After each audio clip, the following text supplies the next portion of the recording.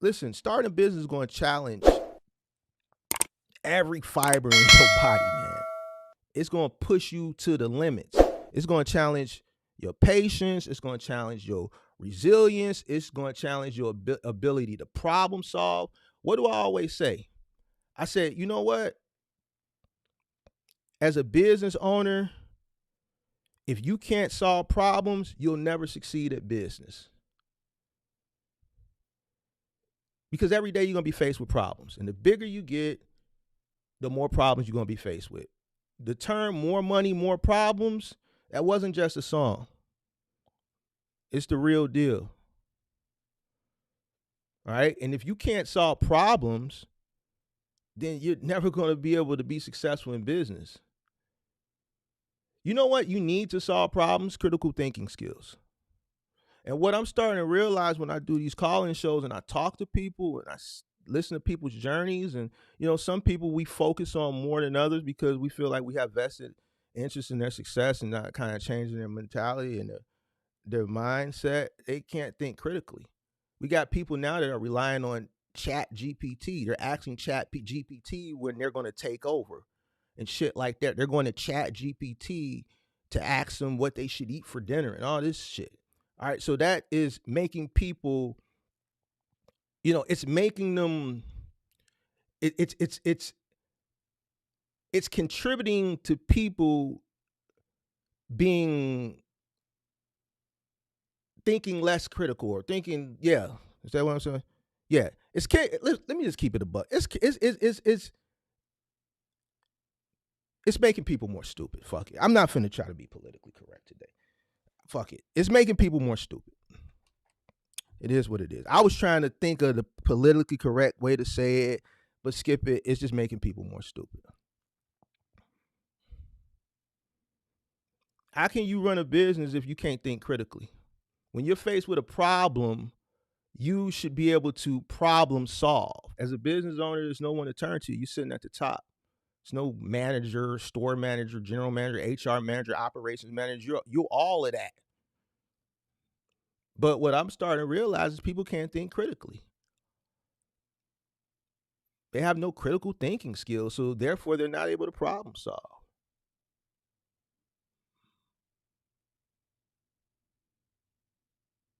Running a business, your mind going to be racing 24 hours a day. Even when you sleep, you're going to be dreaming. You're going to be thinking about the business. At dinner, you're going to be in a cloud somewhere because you're thinking about what happened early today. You think about how you're going to problem solve it tomorrow. You thinking months and months ahead. Why? Because everything is on you. The success of your business is based on what you do or don't do. So when I hear all these people like Daniel and all these people that be coming on, everybody got all these hopes and dreams, but then you see the same pattern. No planning. People ask you, why do I need a business plan? Shit like that pisses me off. When business plan is why you asking me, why do you need a business plan? Let's think about this. Business plan. You're asking me why you need it, and then you get mad at me for hitting the button on your Google. You tweaking. Oh man, ain't no question dumb or stupid. Who told you that?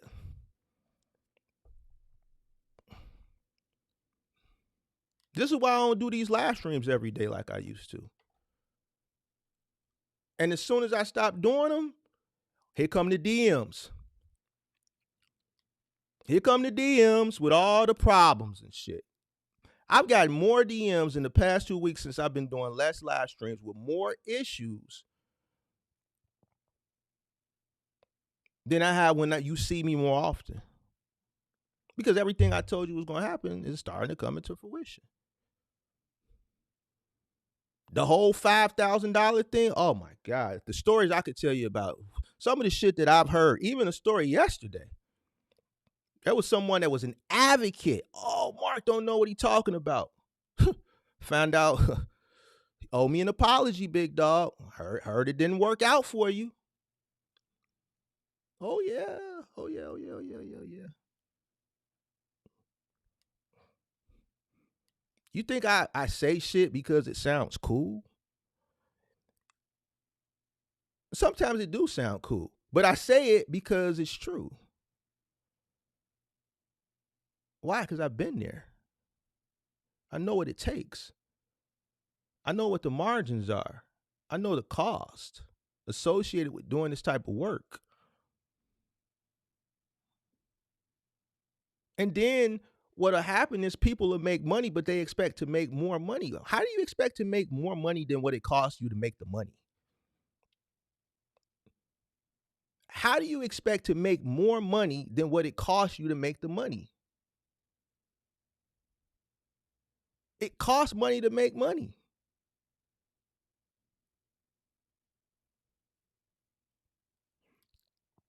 It's going to cost you more money to make the money than what you're left with. I don't understand this shit. I don't get it. Starting a business, becoming an entrepreneur is probably going to be the hardest test that you have in your life. And that contributes to why the number of people that succeed is the minority and not the majority. The majority is failure.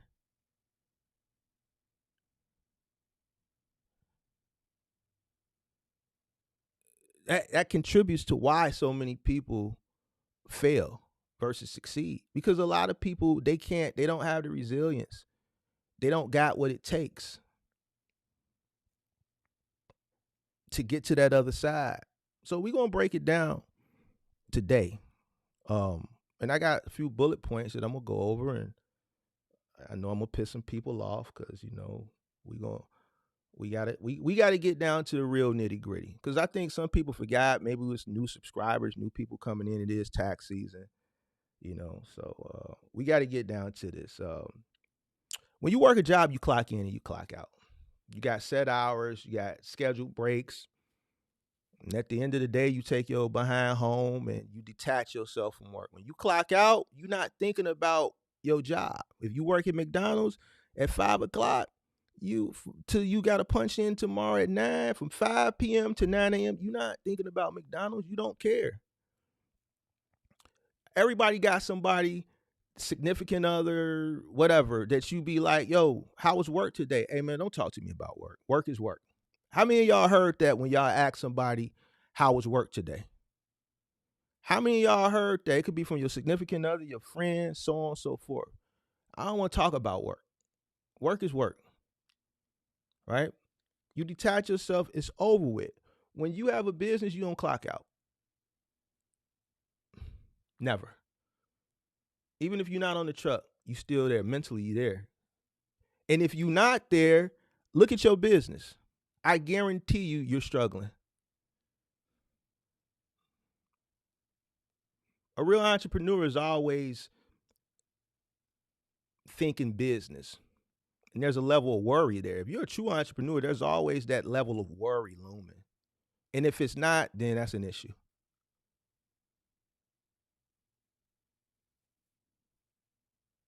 It's always on your mind, even when you sleep.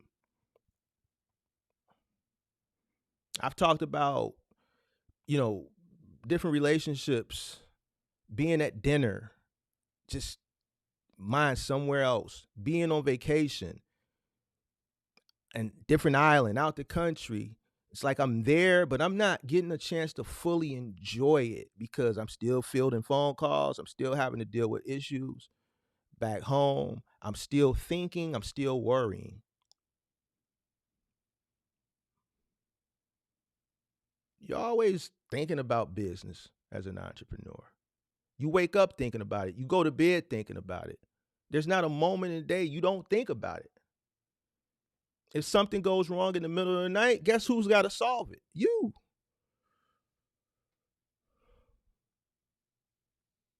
You got trucks running at night. Guess what? Something goes wrong. You got to get up out of bed and problem solve. I remember I had a guy who was moving someone. We were moving him from here to Arizona, and I had booked him a hotel room. I had planned this route out, right? And I had a company that was going to unload the truck when he got to Arizona. And I had planned this right out. I said, all right, tonight you're gonna stop here. I forget, I think it was in New Mexico or something. And I already got it booked. I had booked it through Expedia, his room. And when he got there, the guy didn't want to give him the room. It was something about the third party or something. I can't remember. It was a while ago. And something about, yeah, the third party, because I went through Expedia to get my points and so on and so forth. And guess what? He couldn't get the room. So he called me. It was like 2 in the morning, right? Normally, when I had a crew doing cross country and they're running overnight, I sleep light for situations like this.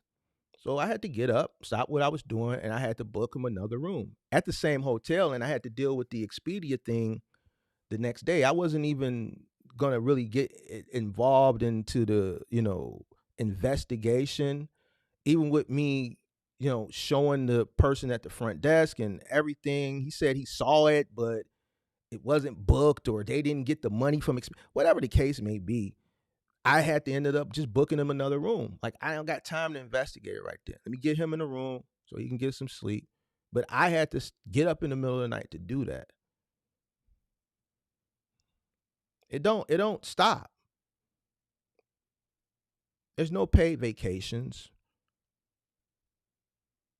There's none of this. There's no health care. There's no benefits. Guess who pays for all that? You do. All the call-in shows when we break down costs, ain't not nan person yet to this day has associated health insurance into their costs. You got a company, your business, if you're running full time, your business should be paying your insurance. Ain't nobody told me that. Not one person yet. I'm still waiting. I appreciate everybody for being transparent, but we got a lot of people out here that ain't got no health insurance.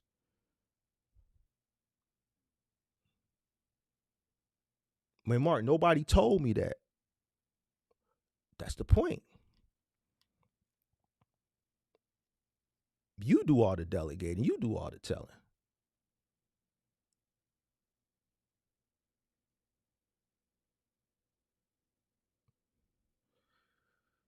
It don't stop. The ideal work life balance, it's like a luxury. I think it's like a verbal luxury. When people say, oh, work life balance, listen, I swear to God, I don't even know if this is a thing. I never heard this term. Either I never heard it or I never heard it as much as I heard it since the pandemic, before the pandemic. I can't recall ever hearing work life balance. Maybe work life balance was a phrase before the pandemic, but I didn't start hearing it until the pandemic. And not only did I start hearing it, it was like I heard it everywhere. Work life balance. My work life balance means much to me. My mental health, my work life balance. I need time and all this, that, and the third. I just started hearing it and I haven't stopped hearing it until this day. Prior to the pandemic, it was like, man, you work or you starve. Now everybody is more concerned about this balance. Check this out. When you are an entrepreneur, work life balance should be the farthest thing from your mind. It should be work, work, work, more work, work. Even if you're not physically working, you should be mentally working so that this time that you want, right? You can get to that point sooner. What is this work life balance stuff? That shouldn't even be a thing. Oh, my mental health. Well, if you're not mentally strong enough, then probably entrepreneurship is probably not the thing for you. Let's keep it a buck.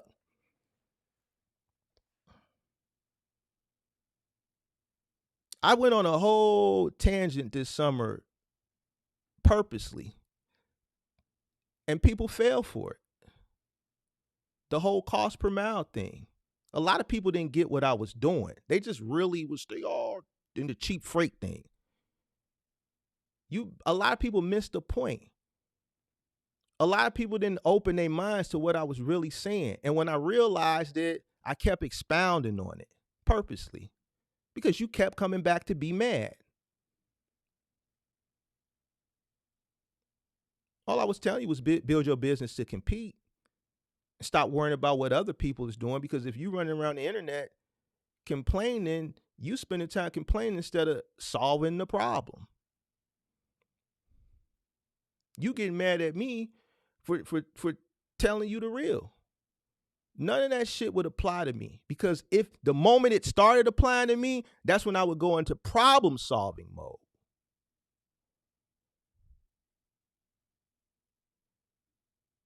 So when I say ain't no such thing, it shouldn't be no such thing. If it becomes a problem, then we're going to solve the problem.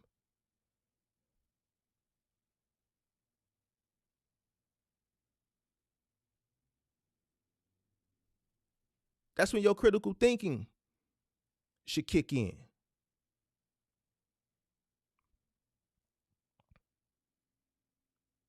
That's when you start making the sacrifices that the other people that's running around the internet saying all this shit ain't willing to make.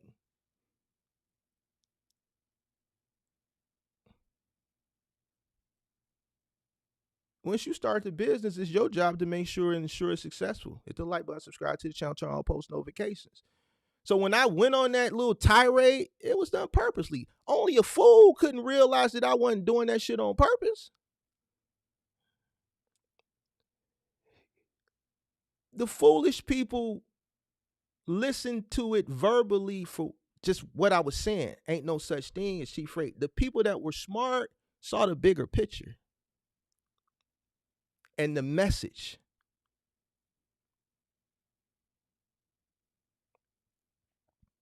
Those are the people that were thinking outside the box. Those are the people that dug into their critical thinking skills that understood what I was saying. You think as a business owner, you're not going to be faced with problems? Yeah, you're going to be faced with problems probably every day.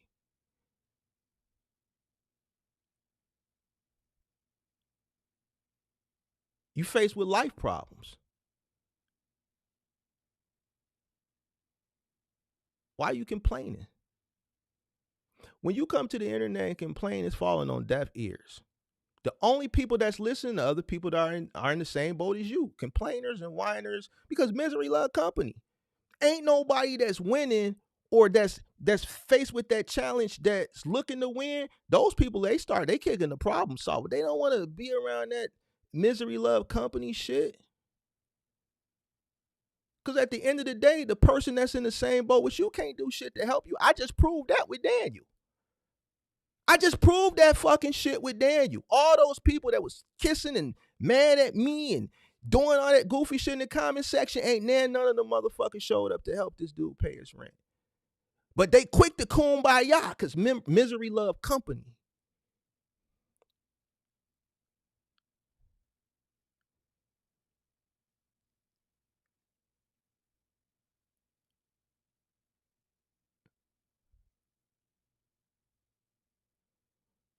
Person in the same boat as you, they got the same mindset, they can't do shit for you.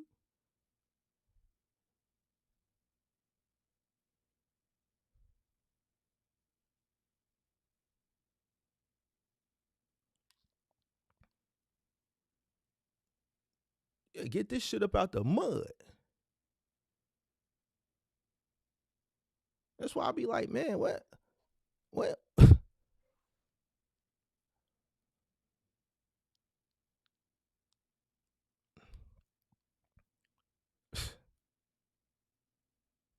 Everything gonna fall on you when you start a business.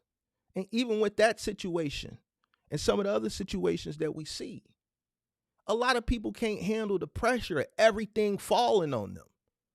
Goes back to what I said a few minutes ago, problem solving, critical thinking. There's going to be days in business where you're going to be consumed. Like, it's like you're going to get hit in every different direction.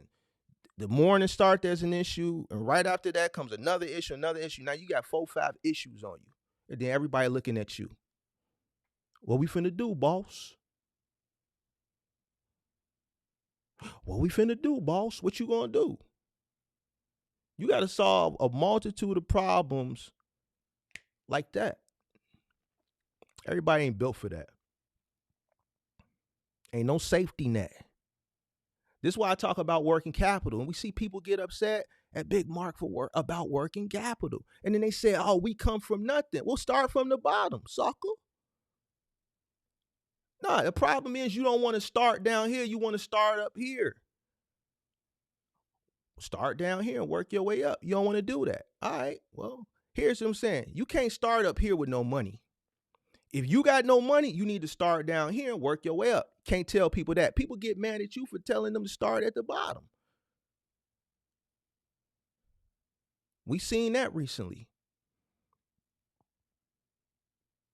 Listen, I'm gonna tell you this. I can't tell you how to start a box truck business or any business with at an advanced starting point with no money. I ain't the guy for that. I ain't finna hold you. I can't do it.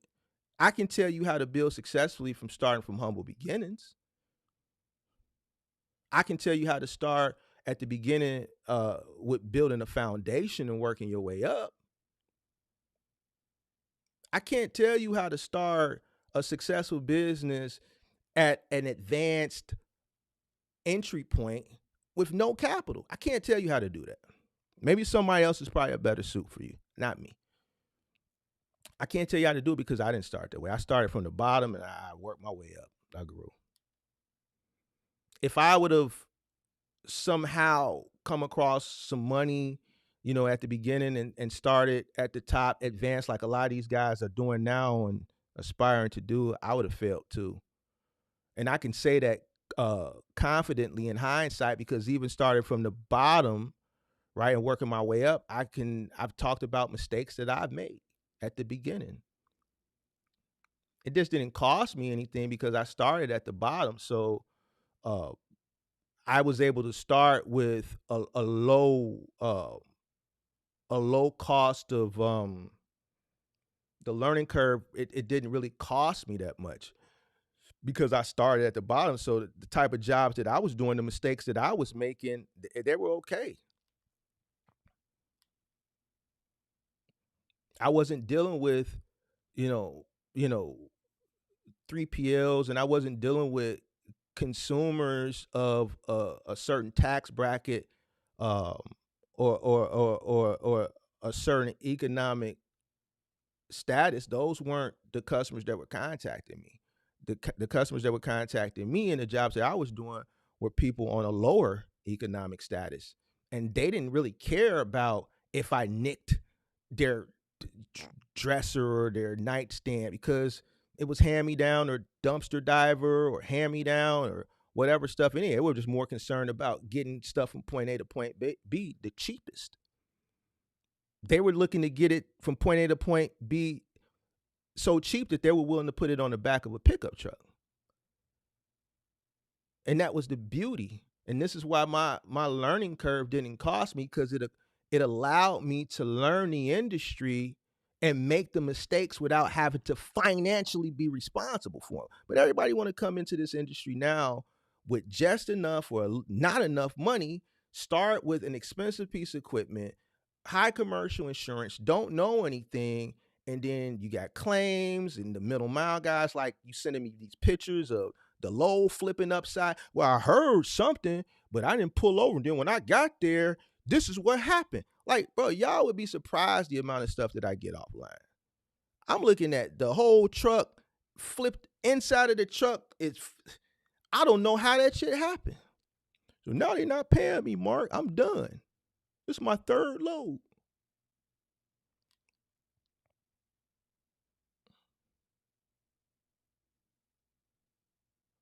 Man, Mark, I didn't like you at first because you said you kind of crushed my dreams. And every time I watch your videos, the way I wanted to start, you were saying that it ain't likely. And I did it anyway. And man, I've been running for 2 weeks and I ran out of money.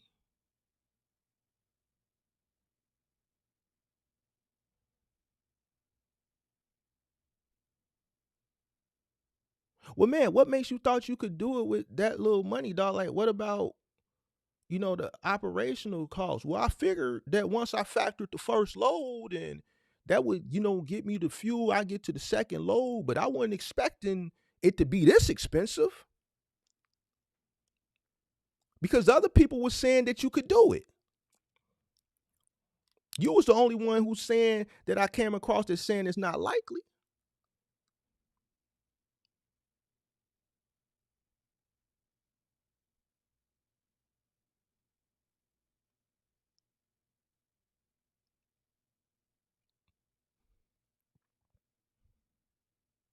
So you just gonna give up, big dog? Yeah, I ain't got no more money.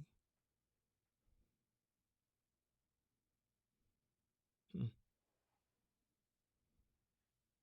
So you don't want to start over from humble beginnings? Nah, man, I'm just gonna go ahead and give me a job.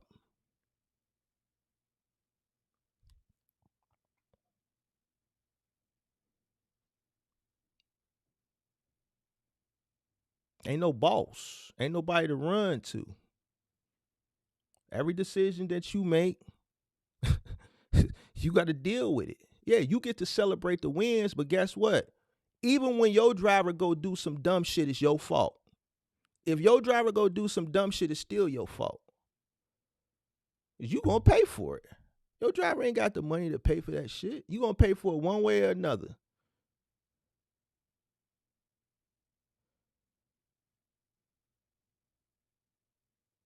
Pop Sosa say thinking Americans have a better work ethic than immigrants. I outwork any immigrant. That's situational. That's situational, big dog. You put any immigrant up here, I'm finna rip their motherfucking neck off.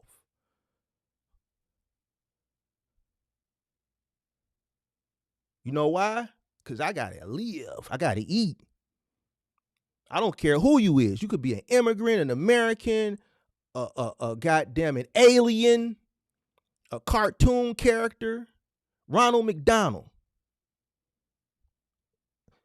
I gotta get it. And if you in my way, then sayonara. This ain't, see, I don't like this immigrant versus American thing. That shit is situational. Because guess what? You got lazy immigrants. When I was going into the gym the other day, well, yesterday, it was a guy begging. He was an immigrant. Begging. That shit ain't immigrant versus American. That's situational. I seen people on the news that came up here, that crossed the border, and they spoke to them in Spanish. They said, what, you up here to work? Nah, I ain't up here to work. I'm up here to get free money. I don't want to work. It's people that crossed the border during this last administration that came up here just to live off the system. What we talking about? This shit is situational.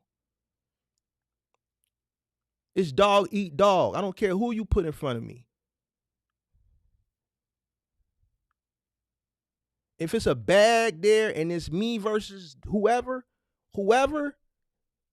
I'm going to go get that bag. If they bigger than me, I'm going to take them. I'm going to take their knees out. I'm going to kick them in the kneecap. I'm going to kick them in the ding ding. Whatever I got to do to slow them down so I can get to the bag first, you better listen. Hey, listen. Hold on. Don't get me started. I came in.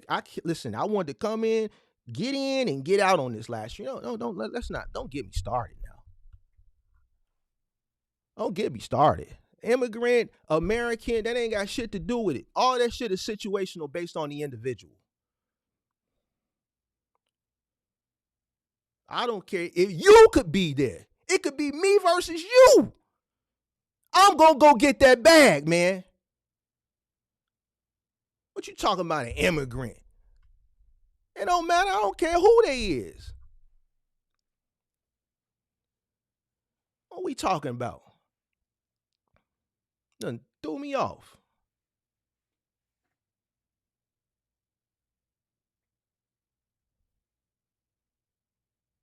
Now, not to take anything away from the immigrants, they got a hell of a work ethic. But it's Americans here that got hell of work ethics too. At the end of the day, it's situational. It's based on the individual and it's based on the mindset of the individual. Nigga, you could be Casper the Friendly Ghost.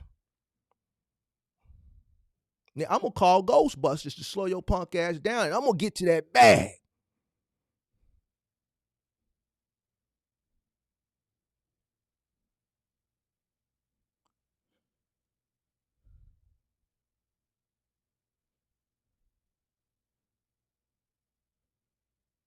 Talking about a goddamn immigrant.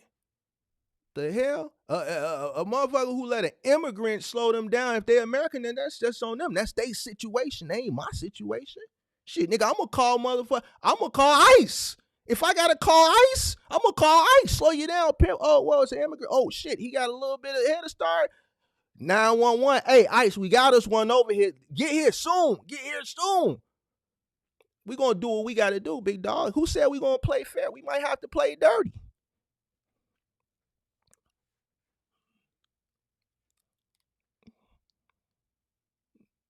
That immigrant shit don't mean nothing. That's situational. Yes, there's gonna be some immigrants that's gonna outwork some Americans, but there's situations where there's Americans that outwork immigrants. Ain't no immigrant or no American, no Honduran, Venezuelan, Mexican, Indonesian gonna get in my way. You think I'm gonna let one of them prevent me from paying my mortgage? I ain't Daniel. Well, all that goofy shit. Oh, well, you can't get mad at a person for want to live in a tent because they found a way to live without having to work. That's the goofiest shit I ever heard in my life. Not me. You in my way, and I got to get the mortgage or the rent or the bills paid. Hey, listen.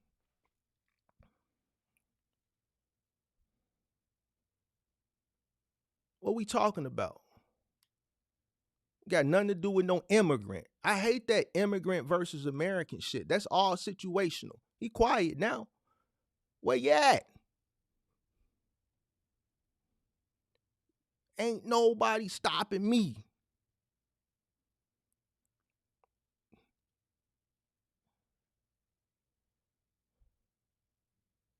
The bank calling. Listen, hey pimp, listen. Check this out. Listen, we don't care what's going on. All we know is due on the first. This is due on the first. So you think I'm finna let it anything? Now we gotta go get that. The bank said it's due on the first.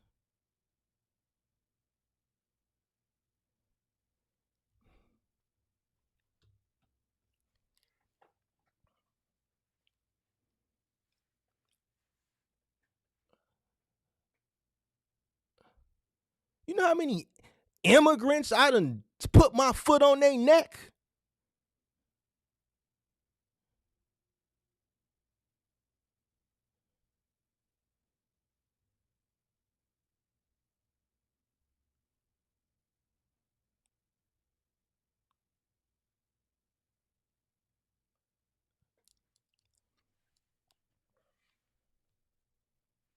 Ain't no guaranteed paycheck.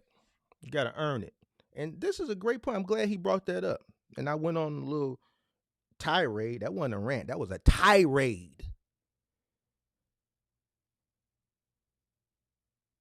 But ain't nothing guaranteed. Ain't no guaranteed paycheck.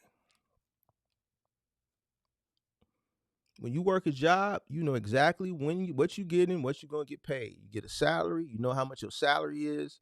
You get an hourly paycheck, you know how much you're getting paid per hour. As an entrepreneur, nothing's guaranteed, right? Because he feels like the immigrants are coming to take what I got. You tweaking. You tweaking. But in some situations, they do. So he's right in some situations, because in some situations, they will take. There's people here that are American that ain't got it in them. Ain't nothing guaranteed. Some months you can make good money. Other months you may not make nothing at all. This is why you need working capital. This is why when people challenge me on this whole working capital thing, like, to me, that's like, how, like, to argue and debate somebody on working capital that it's not necessary, like, that's ignorant.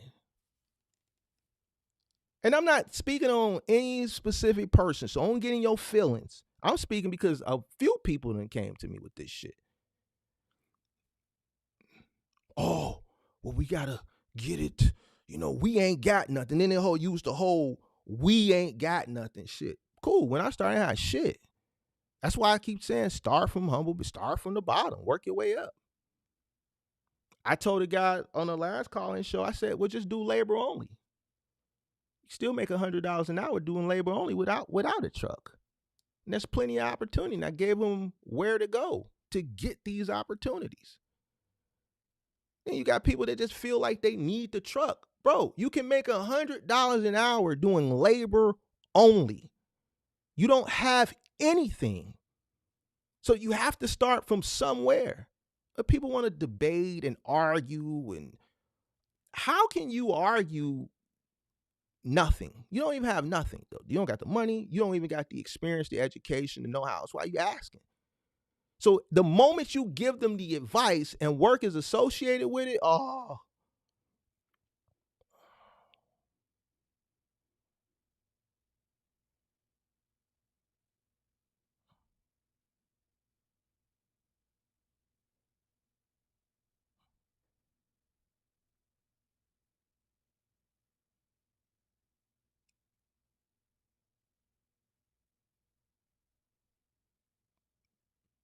financial freedom. You start this business. What's your exit plan? What's your exit strategy? There's no HR manager. I say it all the time. So you have to set yourself up, your benefits, health, medical, vision, 401k. There's no sick leave. There's no PTO. So you got to work. You got the flu. You got the stomach virus. You got the runs. Man, what you going to do? You got to thug it out. No bereavement. People don't think about this shit. God forbid a loved one dies. A loved one. Mom, dad, sibling. Hey, everything got to stop. You ain't going to miss the funeral. Ain't no bereavement pay. This is why you need working capital. This is why you need to appropriate funds correctly.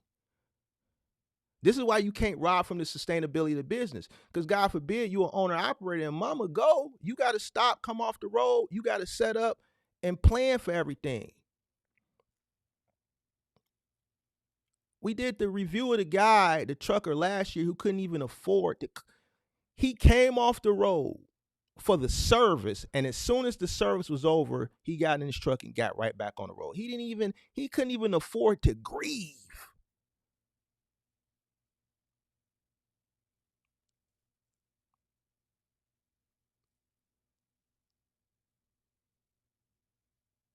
So you want to sit up here and debate me about working capital.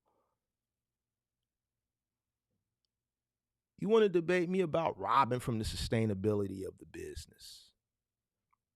See, these are things that people don't think about.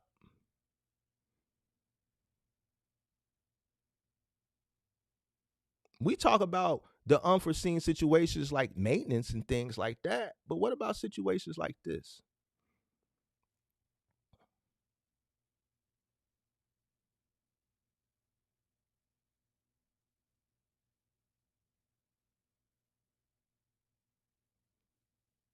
You have to prepare for this. So everybody, oh, I want to buy my time back. All right, well, what do you have set up to buy your time back? Are you making the right investments? Where's the sacrifice coming from? Well, Mark, I made 5,000. It cost me 3,000 this week for the business for everything. So I made 2,000. No, you didn't. What you mean, Mark? Listen, I made 5,000. My truck rental, my insurance, my cost per mile, my fuel, everything, my factoring cost me 3,000. I got 2,000. That's what I made. No, you didn't. Mark, what you mean? Well, did you pay yourself? Yeah, 2,000. All right, so what did the business make? 2,000. No, you wouldn't. I am the business. No, you're not. The business is the business. You are man. You phone them. So if you paid yourself 2,000, what was left over, that means the business has nothing. That means you're running a broke business. That means you're robbing from the sustainability of business. This is why when the truck breaks down, you ain't got no money because that 2,000 that was left over, you thought it was yours. You came off the road for the weekend. You turned up at the club with your homies in them. You tricked off, got a room with your boo bae. You went and, smash her for the weekend. You got a nice, decent room. You dig what I'm saying? You got a bottle. You pop some bottles in the club. Now you broke. You going back out on the road. A week and a half down the line, your truck done broke down, and you ain't got no money.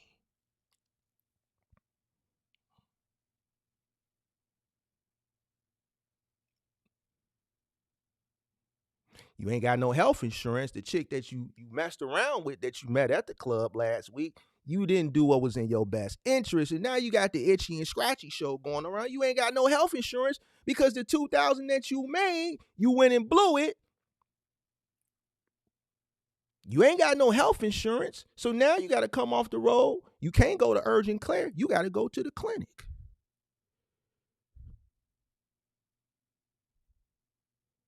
You got to go to the free clinic, pimp.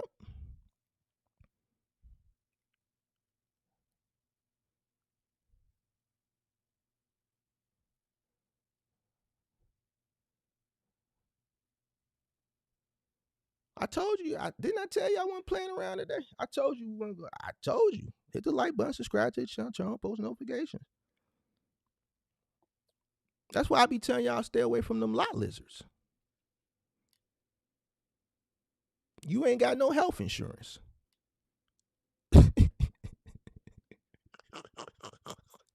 Hey, you better stay away from them lot lizards, man. Stop playing. Speaking of health insurance, how much money you gonna sacrifice from what you thought you made so that you can invest into some health insurance, into some 401k, so that when you do get to that point, you can buy your time back. You can afford to buy your time back. It's up to you to set yourself up for the future. Ain't no HR manager. Not to this day has one person said, yeah, Mark, my health insurance, my business is covering my health and my retirement. Not one. You know why? Because most people that come up, most people are struggling. Even the ones that sit quietly in the back, they know they ain't doing it. And health insurance ain't cheap. When you have to pay for it out your own pocket, it ain't cheap.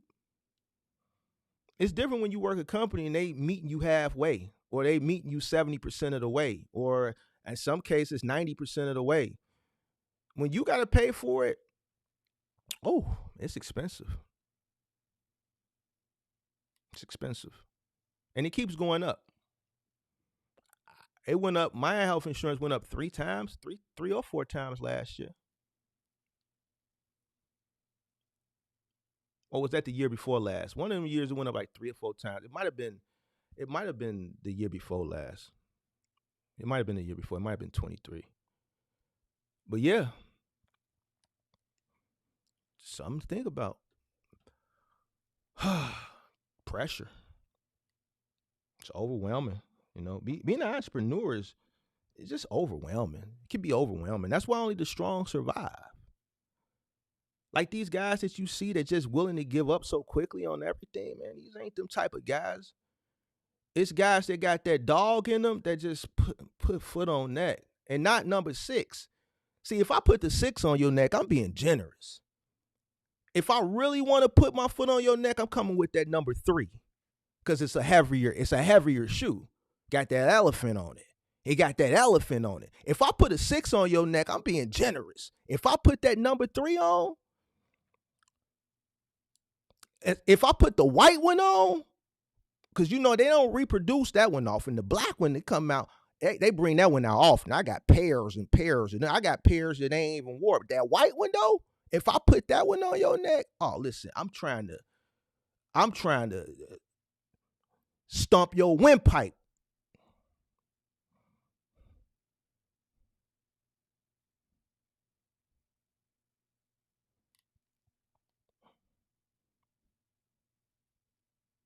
A lot of people can't handle the pressure. They can't deal with it. Because it's a lot of things, a lot of problems, a lot of solving, a lot of critical thinking. You solving problems, you thinking about advancing and scaling and making more money. You're prepping and you're planning. Your brain is just always racing. You don't have a moment to sit and just give your brain some idle time. It's just a lot of pressure. If you don't keep revenue coming in, you don't eat. If you don't find customers, you don't eat. If you make too many mistakes, your business is going to fail and collapse. You trying to think about ways to prevent from making mistakes. You're doing everything to do things right. This is why I'm saying if you're an entrepreneur and you ain't got some level of worry, just a small percent, The more successful, the more tenured you become, that worry becomes less and less and less. But it always looms in the back because you don't know what could happen. I like to use Costas as an example because he's come up and been transparent. Really successful restaurant here in Chicago and one of the most prestigious areas, grossing high six figures a month. Pandemic comes. Unforeseen, something that a person couldn't even imagine. Unfortunate.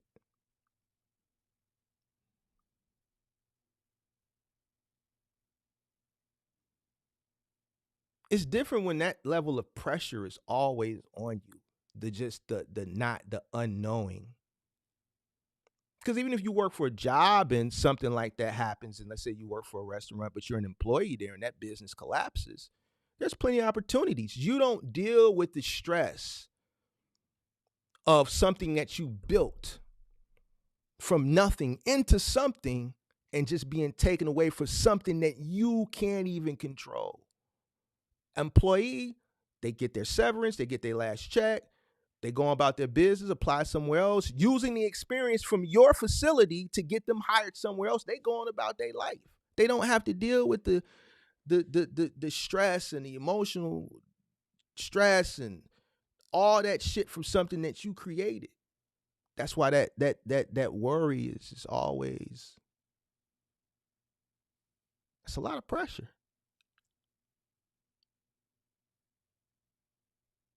Stress is relentless.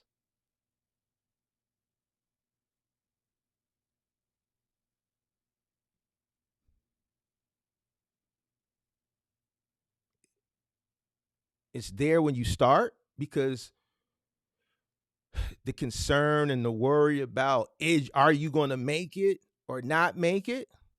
Then once you make it, the stress is there about keeping it and keep going. The bigger you get, the more costs that are associated with it, and so on and so forth.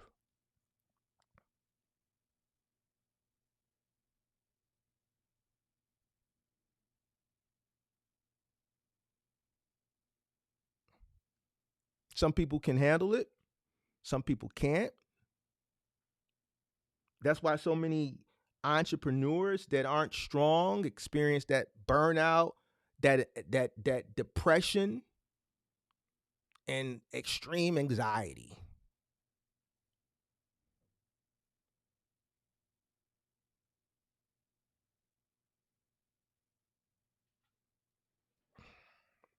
It's the truth.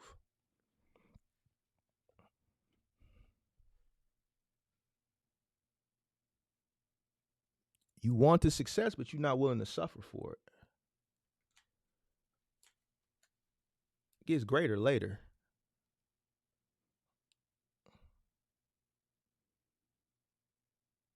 See, a lot of people think starting a business is glory. Hardest work you ever do. Hardest work you'll ever do. And you will suffer. A lot of people aren't willing to suffer. Mentally, physically, emotionally.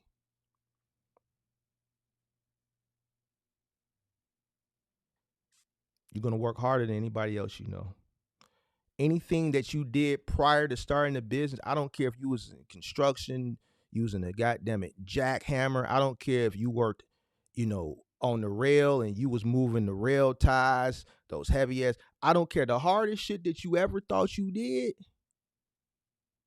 the hardest shit that you ever thought you did, it wasn't as hard as what you thought it was until you start a business. You're going to work harder than everybody you know. You're going to miss out on things. Vacations, weekends, friends, clubs, events, concerts, comedy shows, time with the family, all that shit. You're going to miss out on it. More times than not. And if you really trying to get it, you're going to miss out on more times than not. If you're not really, you're going to make sure you're there for everything. You're going to be the person that turned down the bag to go kick it. Look what I told Youngblood about 2 months ago Every weekend he was going home to Maine. Why are you going home to Maine? Man, I said, what you trying to go home? You got a girlfriend, don't you? Yeah, yeah. He started smiling. I said, you trying to get home to see your girl? Yeah, Mark, I want to see my girl. I miss her. I said, fam, stop going home every weekend.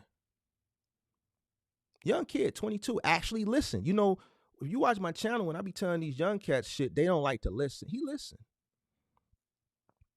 Saw a change in revenue immediately. Yeah, he gonna have to take the 2 days off, but where home is for him doesn't put him in the radius where he makes money at.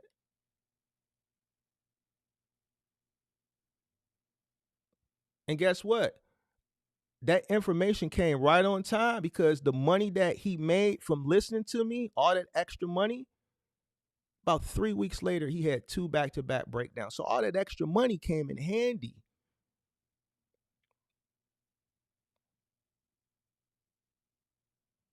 That's the sacrifice that I'm talking about.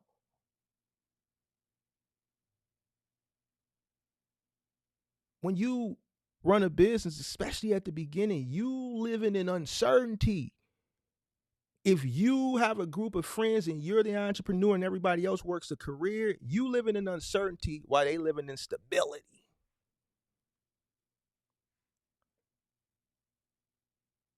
This is why I tell some people to get a job. See, I'm assessing this shit from experience. So when all these motherfuckers that is in the same boat as some of the people that come up and say get a job, to get upset with a person who has done it, has been through it, I can listen to what you're saying and assess your mindset and be like, man, go get a job. You ain't him. But see, the people that's in that same boat, they feel like, oh, I'm crushing their dreams. They don't see it the way I see it because they ain't been there. Hit the like button, subscribe to the channel, turn on post notifications. When you tell me you're not willing to go do something or what you is and what you don't want to do, man, get your goofy ass off my line. I done did hella shit I didn't want to do. When you own a business, if the business don't meet the needs of you, you meet the needs of the business. So when people tell me they want to be an entrepreneur and what they don't want to do, go get a fucking job. Fuck is you talking about? The business don't meet the needs of you. You meet the needs of the business. So then you hear the people say, he's crushing his drink. That's how I know you don't know shit. You become a slave for the business. You meet the needs of the business. The business don't meet the needs of you. You do whatever you need to do to keep the business going. The business don't got to do shit for you. What is we talking about? So when I tell you take your punk ass to go get a job, it's because the shit you say like that. I don't care what the people in the audience think. They gonna join you in failure just off the dumb shit you just said. Because any person that's been in business that's seen some level of success will tell you the same thing. You should be willing to do a bunch of shit that you don't want to do. Nigga, I ain't shoveled shit. All them pit bulls at the yard, didn't nobody clean up all that shit. I cleaned that shit up. Big mountains of pit bull shit. All type of shit that you wouldn't think a person at my level would do. I didn't get paid to clean up pit bull shit, but guess what? Somebody had to clean up pit bull shit. And that some person just had to be me.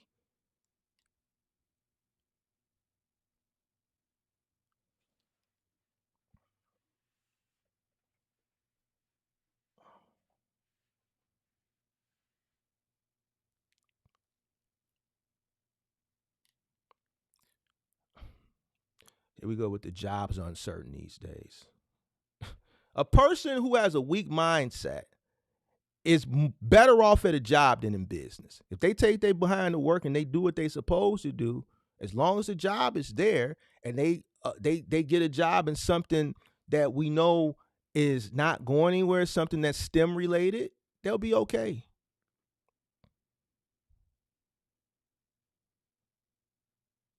Not everybody has the mindset to move and shake as an entrepreneur and forecast and see things coming and make the sacrifices and this, that, and the third.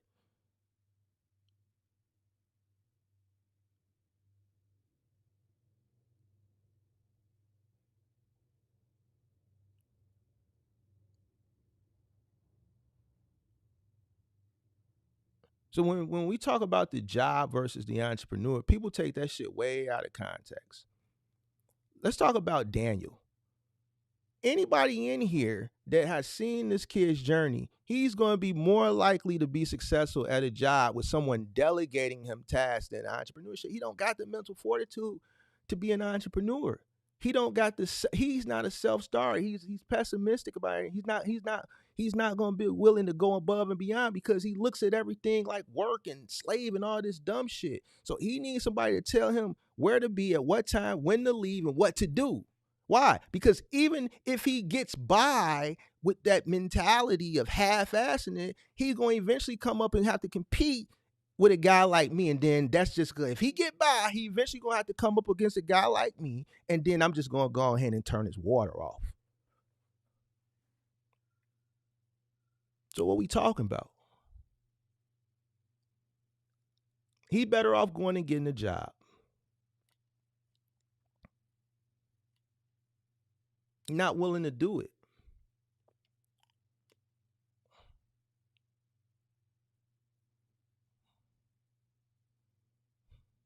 I'm going to turn his water off.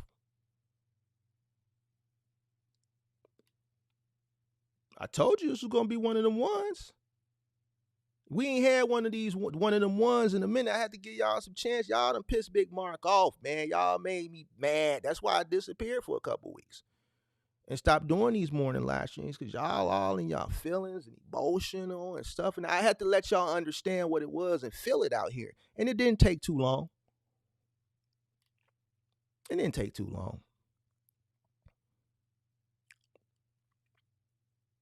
All this what you don't want to do and all this, that, and the third. Man, the world don't work like that, big dog.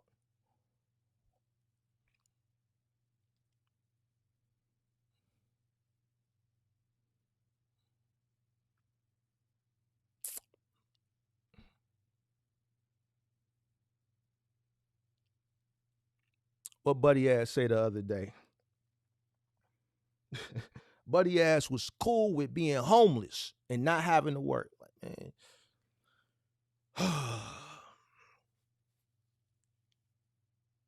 You don't want to trade short-term comfort for long-term success.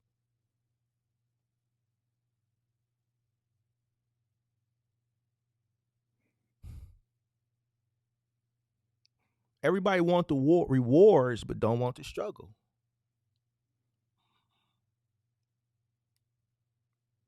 What's crazy is the new generation, your grandparents or some of y'all late millennials, your parents worked. Business, working a job, same thing, it's work. Where where where is the work ethic? The work ethic, whether you build it, listen, the title, the whole point of this live stream is that you're going to work harder building a business than you're going to do for any job.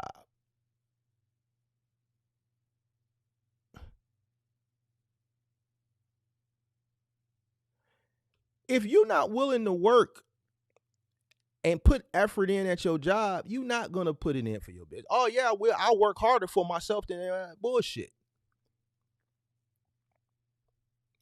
If you can't meet the scope of work at work, you going to be able to do 100 times that for yourself? You complaining about putting salt on fries. You complaining about pushing carts. Okay, it sucks, but you a failure as a cart pusher. How you gonna fail pushing carts into the thing? And you got the thing pushing the carts, and all you gotta do is push the button and push one cart at the end and push the button and then turn it into the thing at Walmart, and you can't even do that right. So what makes you think you finna start a business, do all the mental shit, do all the physical shit, be smart, critical think, problem solve, cut back, make sacrifices, say no? Man, we going to the Kevin Hart thing, man. Man, you going? No. I gotta work. Man, that's all you do is work. Yeah, man. I got goals, man. I got my business plan. And in my business plan, I got a 3-month goal in my goals area of my business plan that I'm trying to meet. And if I take time off the road to come back home to Chicago, that's going to put me behind.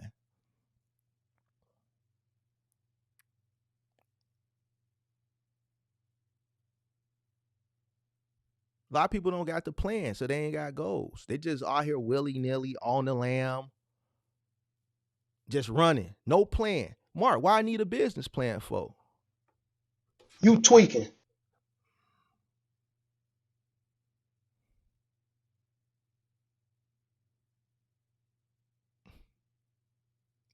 Man got up here and talked about me staying at the crib. Yeah, because I had a plan. I was going to reinvest all my money back into my business. Plan worked. I moved one time in my life. I moved in 2014. I've never moved again. Moved into a place that I own. That was part of the plan. That's why I had a plan. I executed and I worked towards my plan. That's why it worked. I wasn't out here every day just willy-nilly in it with no plan and no nothing. This is why people have a hard time. They don't know what they're doing from one day to the next because they ain't got no plan. They want all the rewards but don't want to do none of the struggle.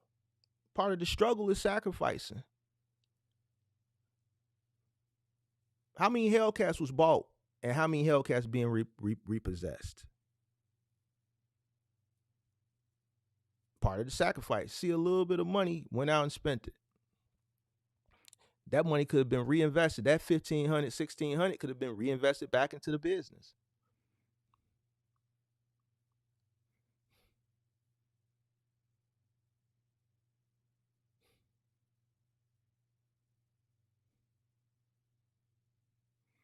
Listen, it is what it is. Did Buddy come back with the immigrant stuff? I haven't seen his name since he said that. Did he ever come back?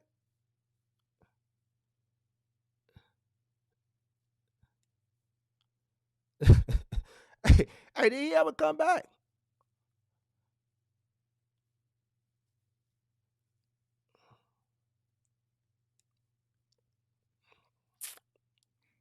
You're gonna be lonely, big dog. See, that's another thing. A lot of people just don't want to be lonely.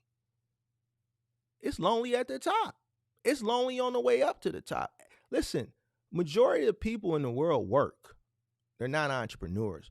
So if you're an entrepreneur, whether you're failing or you're successful, I guarantee you the collective of your friends and family are going to represent the working class instead of the entrepreneurial. You're going to be the minority.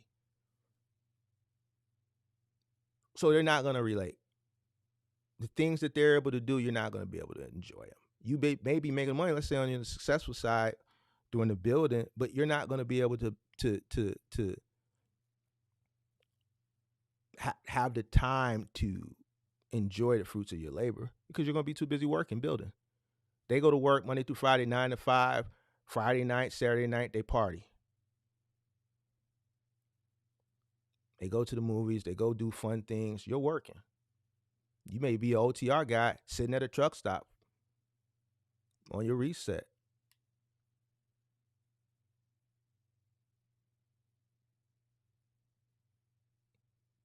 By yourself. You willing to do that? See, a lot of people that's enough right there. Or, or, or, listen, we ain't brought Man out. We ain't brought Man out. I could tell you the last day I talked about Man. December 31st, 2024. That was the last time I talked about Man. Or Man. The OTR guys, y'all worried about Man, especially y'all young boy. And I'm gonna keep it a buck with you. 9 times out of 10, if you really thugging it out on the road and you stay over the road, like Young Blood, I told, man, stay over the road. You worry about, man, if you're now, playing games on you, especially if you're in a young in today's time, 9 times out of 10, she probably is. Man stuffing monkey. He punching monkey. Yeah. Ooh, your feelings hurt. Ooh, your feelings hurt. Hey, your feelings hurt. She probably is on everything I love. She probably buddy ass man, little phone they punch a monkey. What you gonna do? We had one blood, man, he turned the whole truck around, drove halfway cross country to get home. When his chick wasn't answering the phone, she cut the phone off on blood. Cut phone off on blood on the weekend. Man said he turned around. What was that, last year, year and a half ago? On one of the show, had to be last year, maybe year before last. Turned the whole truck around, drove halfway cross country because she cut the phone off. And man was stuffing. He was punching that. Maybe we should say this for After Dark with Mark. I'll tell you what man doing to you, girl, when you OTR guy. But see, who gonna worry? You gonna worry about that, or you gonna keep making that money?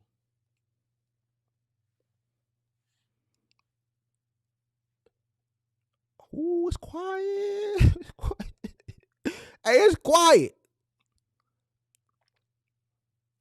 Yeah, buddy ass saw it twerking on Instagram. She wasn't answering the phone.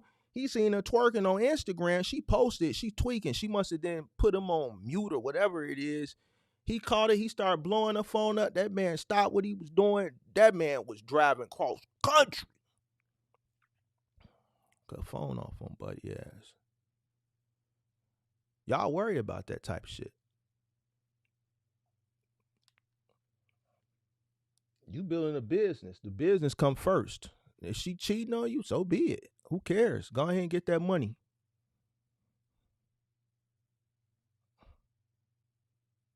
She don't understand what you going through.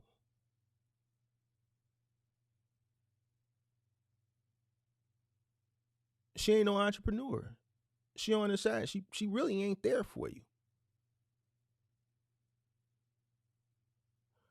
See, what it is people that aren't entrepreneurs, it's hard to understand the plight of an entrepreneur. They'll never understand it.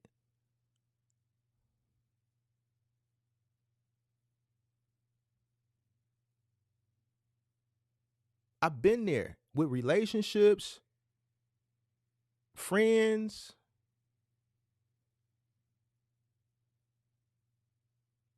Relationships is going to be the hardest thing, especially if you got in a relationship with a person that works a career. They don't understand this shit, bro.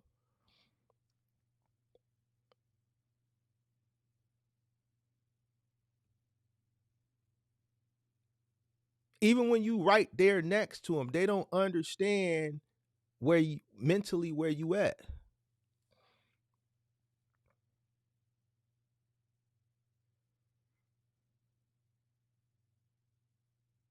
And the problem is that there's not too many entrepreneurs, especially if you come from like environments where I come from. I remember when I was coming, there wasn't nobody to talk to. Wasn't nobody to talk to. I had to bottle up a lot of shit myself because I didn't have no one to talk to understand, you know, even just to ask questions or to even understand where I was at mentally and different, bridge mountains I was trying to get over and shit like that. You got this now, but this didn't exist when I started. Live streaming didn't exist. Instagram wasn't even a thing. It wasn't even invented yet. So you couldn't even go on platforms and listen to people that have been where you're trying to go to even pull tidbits from that. It didn't exist.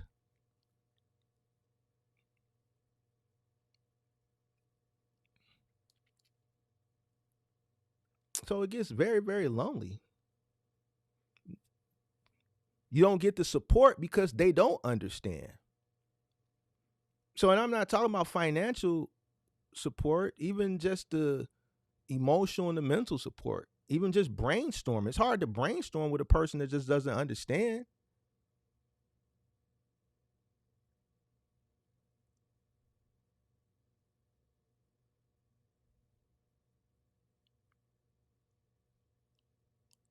If you OTR, you driving long hours by yourself, thinking, questioning if you making the right decision or not.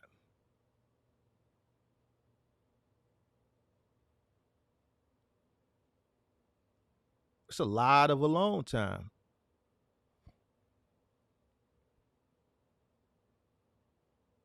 A lot of people can't handle that. It wears on an individual's mental. That's why mental resilience is necessary.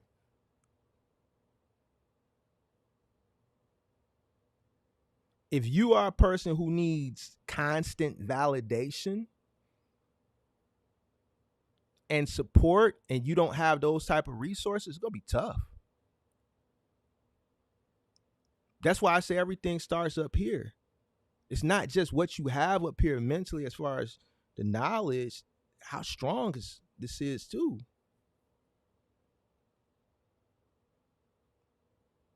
This is why the minority is the people who succeed. The majority fail. You need a collective of everything that we talking about in anything you do if you want to be successful at.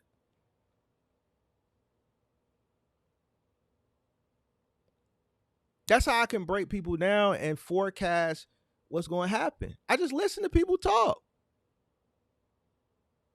The moment a person tell me what they don't want to do, man, go get a job.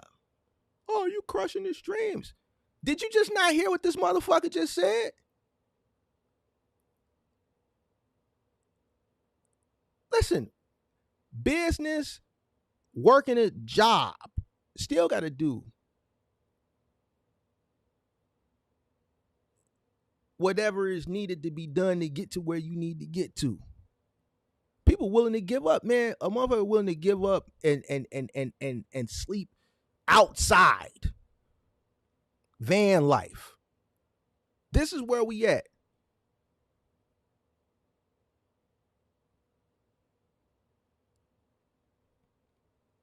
When Buddy Ass told me or said what he said, like, yo, how you gonna, like, man, if I can live in a van or live outside in a tent comfortably and don't have to work a job, that's like, what? This is where we at now with it? So you get you a good tent, sleep outside, anything but work. Bet.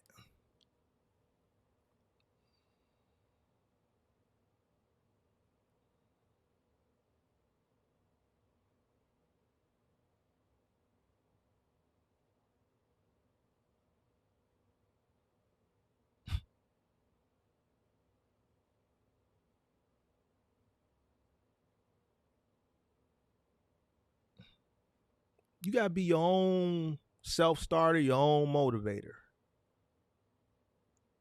Self-starter. I don't need nobody to motivate me to do nothing. I'm a lying. Yes, I do. The bank. Listen. The bank say it's due.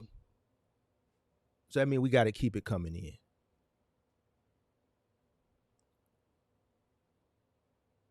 People's gas say, listen. It's the winter time. It's -10 outside. So you use a few more therms than you used the month before or last year at this time.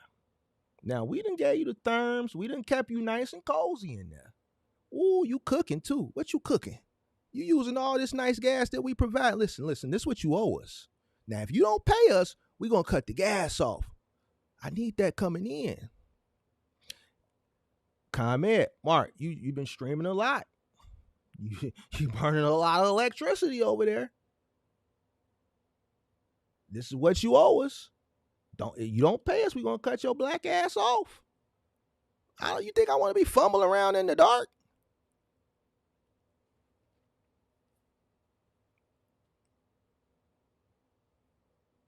The bank. Hey, you know what it is. We ain't got to say nothing. Don't worry about it, pimp.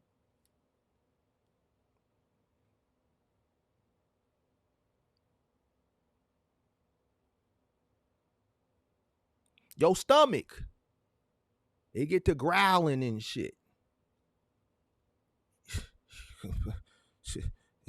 What y'all got down south in Publix? What's that shit called? Publix and shit like that? You go in that grocery store, you get to that register, you ain't walking past the register and not paying. Everything cost.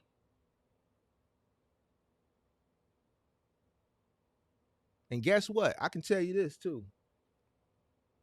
I remember when regular unleaded was, I used to pay, the cheapest I paid for regular unleaded was 79 cents a gallon. And that was 1998. I would cross the border. It was a gas station in Whiting, Indiana. I would go over there. I lived on the east side. So going over to Indiana is a 10-minute drive across the border. Go past the Horseshoe, right on Indianapolis Boulevard. It's not there no more. It's a place called Discount Gas, right there on Indianapolis and Calumet. Because at the border it was cheap, but it was more expensive at the border because that was the border. I'll go a little bit further in. I remember paying 79 cents a gallon. That was 1998. Where we at right now with fuel? Point that I'm trying to make is over time, everything goes up. Cost of living goes up. So not only do you got to make money, you got to find ways and consistently make more money.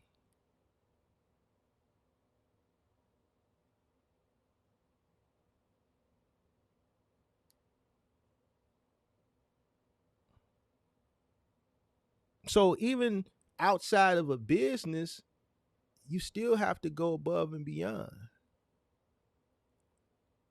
Just with a business, you got to really go above and beyond.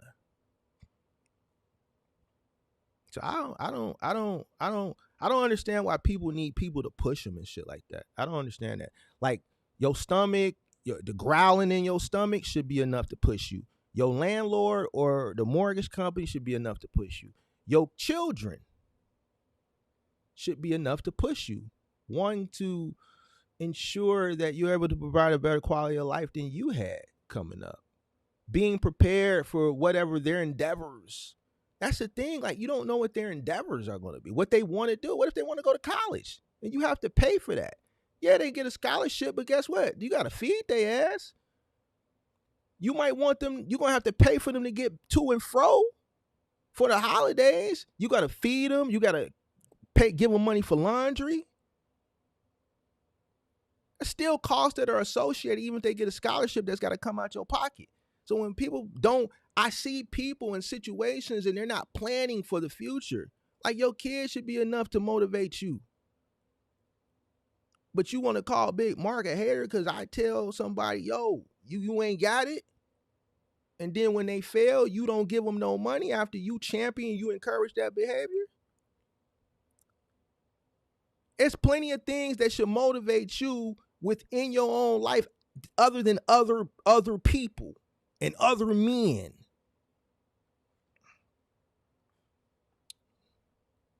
God damn it, you kid turned 17, 16, 17, and all of a sudden, Dad, I want to go to Howard. I want to go to Hampton. I want to go to Spelman. I want to go to Clark. And you done bullshitted.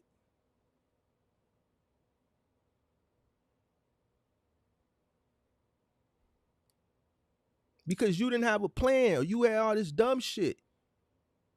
I don't want to work.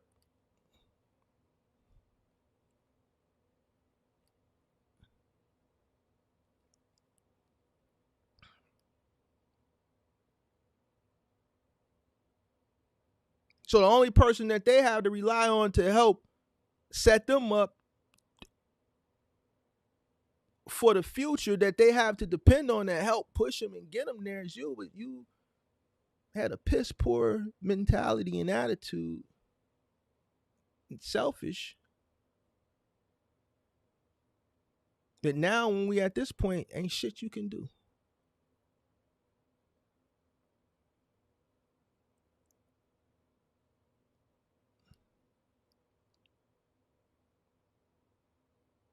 It's sad. Which leads me into the whole time frame of success taking years. Most people underestimate how long this shit take. You see a lot of these guys that come up think this shit finna be instant. Nah, bro, you're gonna have some grades. Not everybody get it straight from the cusp. That's far and few between. Not to say nobody does. We see the times have changed. Technology has made it, now where you got a lot of younger people are becoming millionaires, right? Versus, years prior. But even those numbers are minimal. The ones that do, they were one, either early adopters, or two, are the go-getters that are going above and beyond and thinking outside the box and doing what they got to do. You got people that give up on their dreams of becoming an influencer. They give up. Whatever. Anything that you want to be successful at is going to take time.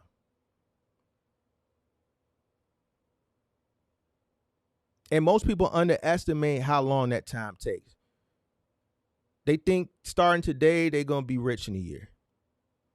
We've done case that we've looked at people, we've talked to people on the call-in show. It takes years. For the majority, it takes years. There's a minority that are early adopters, or, whatever the case may be. But for the majority, it takes years. A lot of your favorite companies, people love Amazon. Well, they did. We don't see too many people speaking as highly as now about it as they were speaking a few years ago. But, people love that. That took a long time. Even Jeff started in a garage, his parents' garage.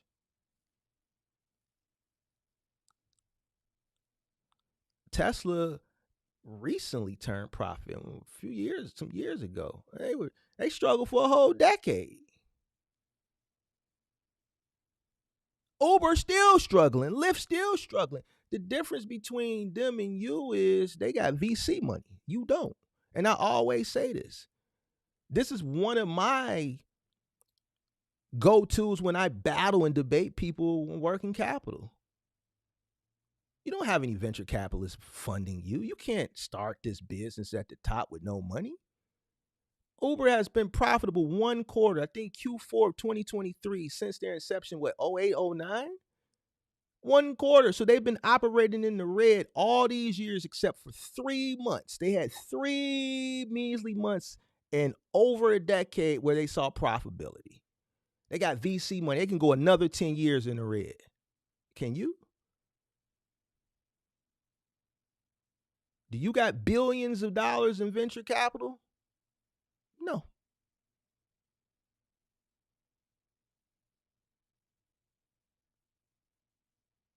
And the people who you think were successful overnight, believe it or not, they probably been grinding behind the scenes for at least a decade.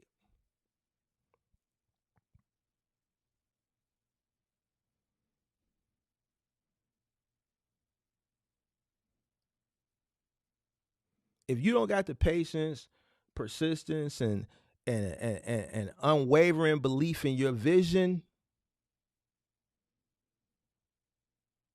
mm-mm, mm-mm. This is why I can say what I say, and it come into fruition when I deal with a lot of these cats. And I'm giving you the secret now. The moment a person say what they not willing to do, that's when I just say, all right, well, you're going to fail. You can't be an entrepreneur and say what you're not willing to do. You don't dictate shit. The business does. Business dictated. You go above and beyond for the business. Listen, I didn't learn that in business. You know where I learned that at? Working. When I was in college, I worked at the Gap. And I remember upper management always say, look, it'll be just things that would happen and we'd have to change whatever, the plans were today. And this was something that they used to always say, that look, we got to meet the needs of the business. We got to pull some guys out the stock room to ring on the register. We can't take anybody off the sales floor to open up a few more registers because we need people to sell.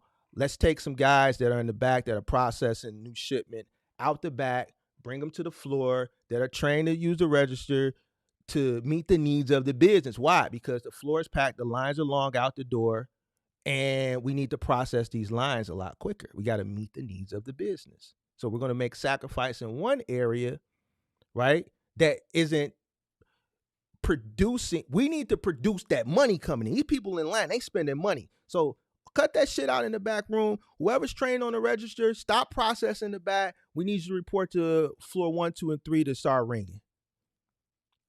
It's busy. It's Saturday. That's where I first heard Meet the Needs of the Business in 1998 on Michigan Avenue. And that's one of the things, working a job. I stood out. So when I built my own business, this is one of the things that I learned from working somewhere else that I could implement. Meet the needs of the business. If there's an opportunity in Japan, even though I didn't plan on doing something that day or having a truck stay out there late or whatever the case may be, if the opportunity is presenting itself and it's there, I need to go get that. It's there? Oh man, let me go get that. Shit, it might not be there tomorrow. It might not be no opportunity tomorrow. It might not be no opportunity for the next few days. So if it's there now, I need to go get that. Especially when you on the new and you building the foundation and you don't have the luxury of repeat clients and shit like that, and you ain't to the point where your phone just ringing every day, all day. No, you got to go get that. You ain't in a position to turn nothing down. People tell you what they don't want to do. Get out of here, bro. You gonna fail. You wanna hear that shit.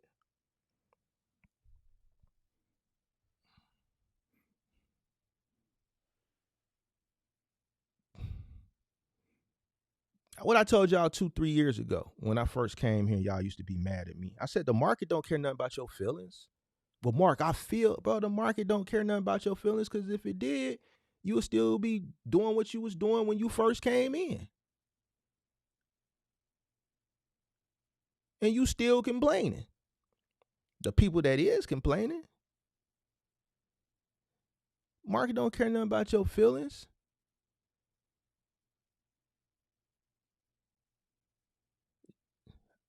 How passionate are you about your business? How hard are you going to work? How much success do you deserve based off the work ethic you put in, both physically, mentally, emotionally? How much sacrifice? You get out of it what you put into it. Market going to change. The market changes to weed people out. That's why it's called a correction. Listen, like, we need to get some of y'all all the week. We finna get them out of here. Change the market. People stop spending money. Rates go down.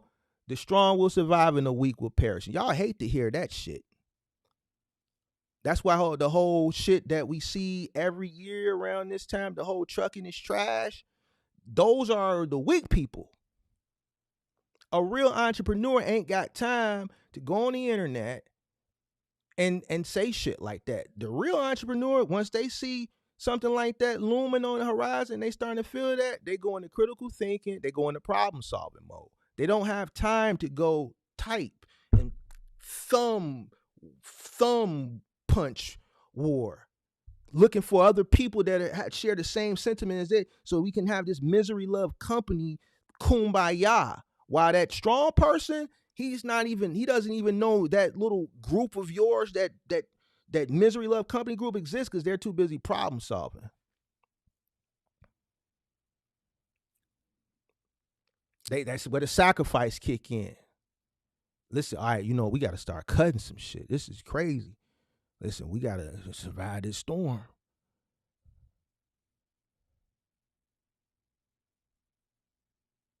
What we talking about?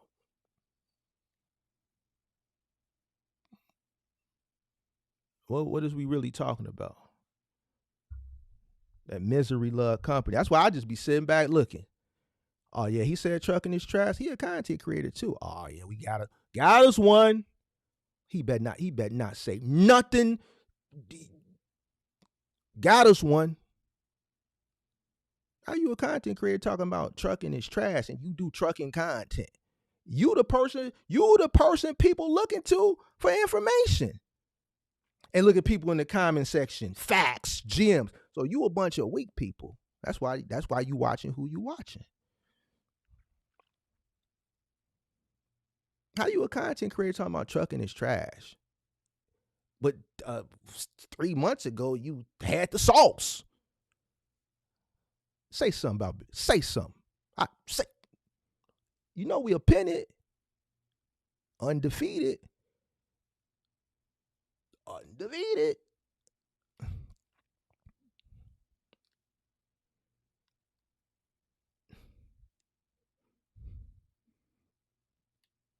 can't be too bad. His truck's running profitably.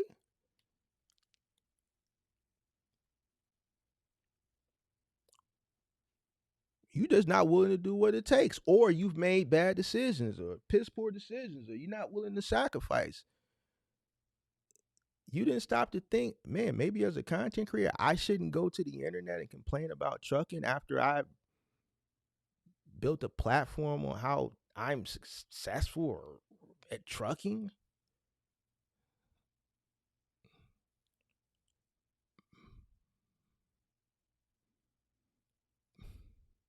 Mm. Things that make you go,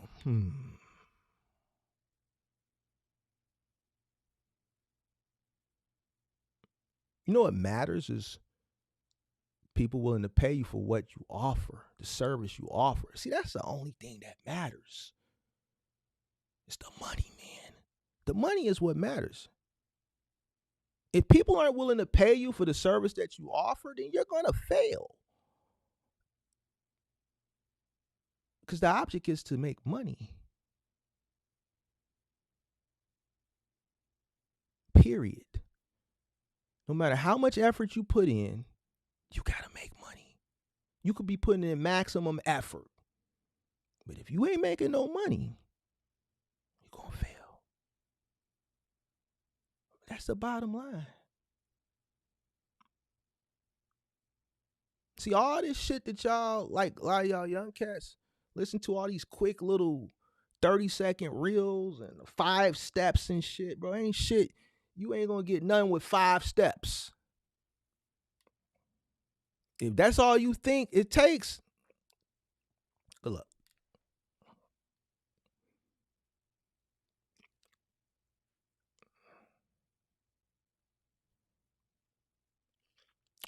After everything I just said, there's some people in here asking, why should I do this?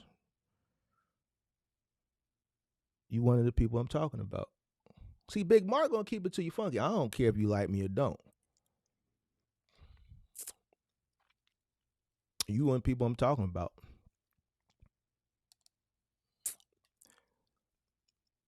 If it didn't change your perspective, if you had a weak perspective or a clouded perspective, then you should have looked at it this as refreshing and enlightening and changed your mindset. If your mindset didn't change to, okay, you know what, this makes sense. Let me tighten up. Versus, oh man, maybe I shouldn't do this. You who I'm talking to.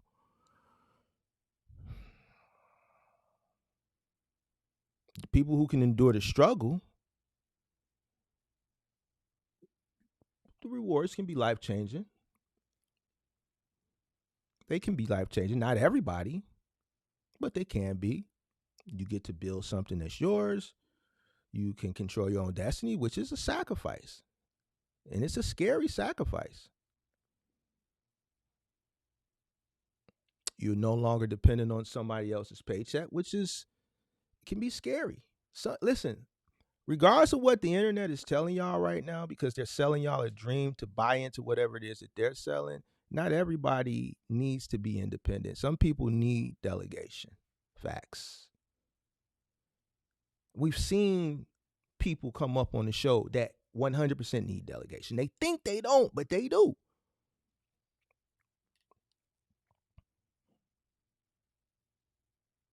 Entrepreneurship is brutal. And I didn't input any of the competitive shit. I threw a little bit in there when Pop Solo came in here with the whole immigrant versus American shit, and I had to shut that shit down because I'm an American. And ain't no immigrant gonna outwork Big Bar. You think I'm finna let an immigrant put me to the point of homelessness? You gotta be out your goddamn rabbit ass cotton picking mind. So that ain't true. I don't care if you blue, green, immigrant, whatever. I gave a bunch of examples earlier. You gotta rewind if you came late. I cooked. He came in here with that. I cooked. Ooh, I cooked, man. I ain't cooked like that in a minute. Gotta go back and watch that.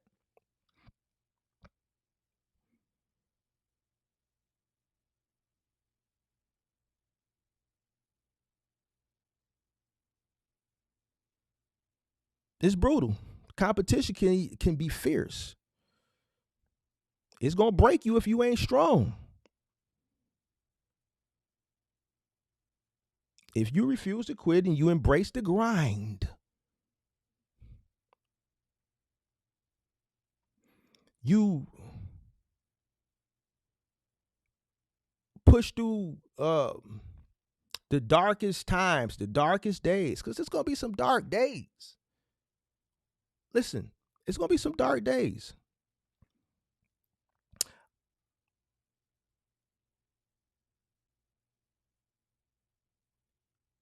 If you can get through all that, you'll experience success in a way that most people never will.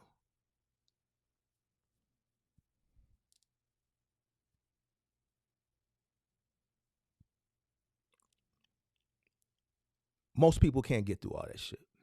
And that's the truth. And it's not negative, it's not pessimistic, it's the truth. Elon is where he's at because of the perseverance. Jeff, perseverance. All these guys that Mark Zuckerberg, Bernard Arnault,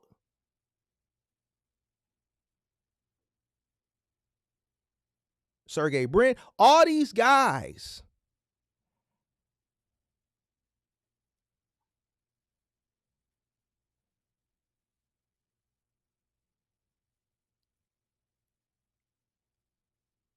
embodied everything that we just talked about.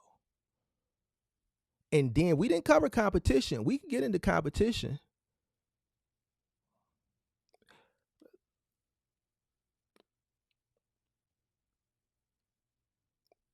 Look at Google.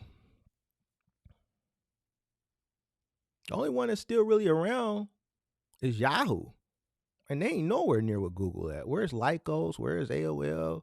All these browsers from back in the day that some of y'all probably never even heard of because y'all either weren't born or weren't in the internet or browsing in the mid to late 90s like I was. That's why I ain't finna go down the list of them. Excite, Lycos. Where are they today? Google came and crushed them. They put their foot on their neck, got them up out the way. See, some of y'all will bullshit your way through some of this other shit, and then you gonna come up against a Google or a Big Mark. That's just going they sole mission is market share. They sole mission. Let me cut his lights off. Listen, we're gonna give you $1 billion, man. Just go ahead, man. Take this $1 billion, man. This ain't nothing for us, man. Just go ahead and get up out the way. Oh, you didn't want to take the $1 billion? You sure? Now we giving you an out. You got him. All right, bet. It's our sole mission. Cause we finna beat them. We trending upwards. They can't fuck with us. So let's just make it our mission now on the way up to just have some fun and just go ahead and crush their windpipe.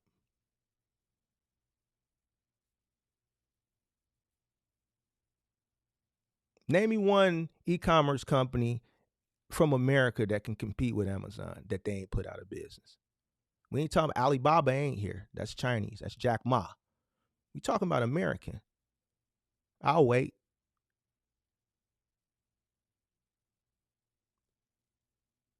They killed everybody.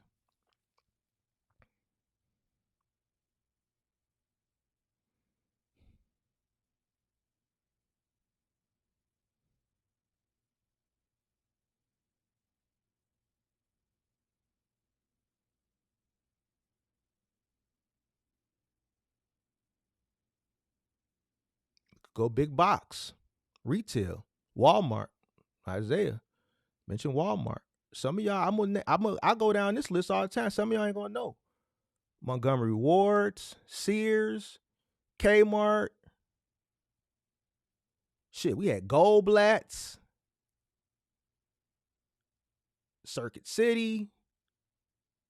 Shit, Handy Andy is gone. Listen, I Venture, Ames, Zare, all these big box retailers that were around. Walmart started pushing their way through. Then Amazon in the mid to late, once they switched over to from books to everything, some of y'all like, what the fuck is a Montgomery Reward? Service merchandise. These are all stores that we used to go to that all existed at the same time. This is how many big box retail brands there were at the same time.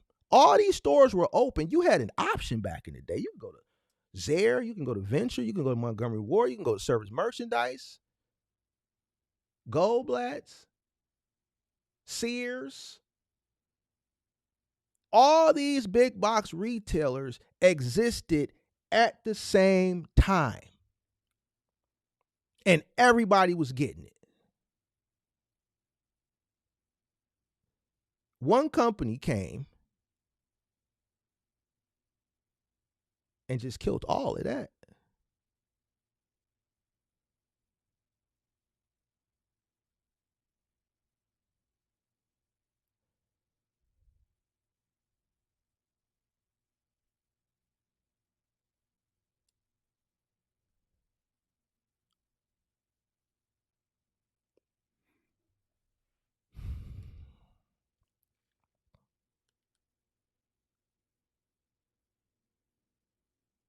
Whose fault? It's theirs. Why? They didn't put the money in the R&D like they should have.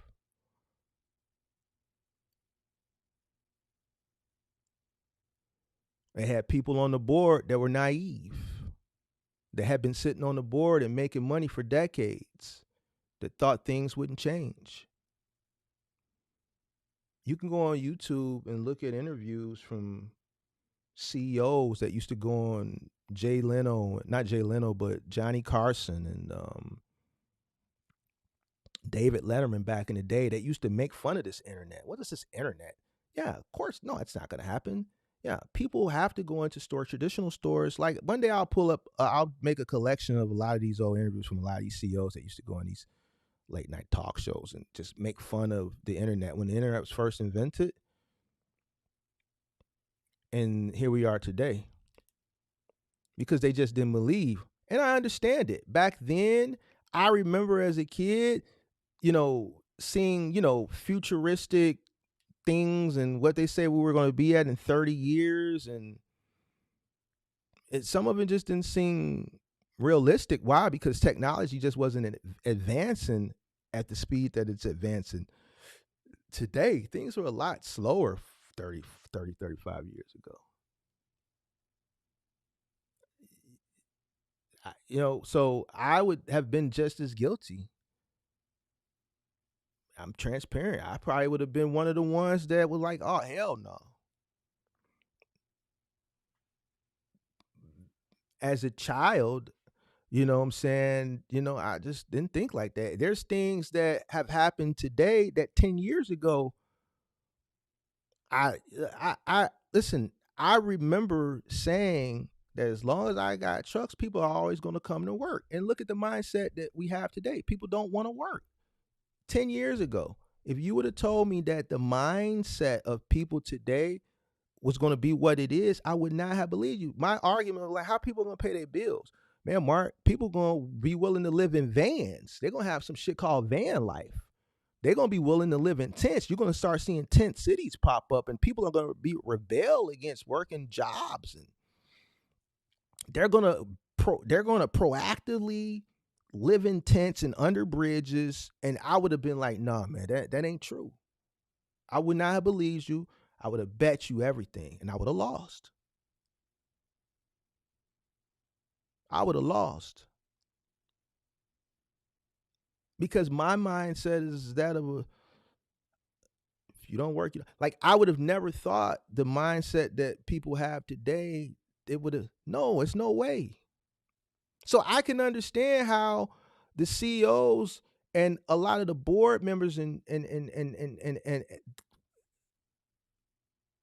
did not see what happened. And even when they were denouncing and making fun of it, I can kind of understand. But at the end of the day, it happened. And because it did, it resulted in the fate of all these companies.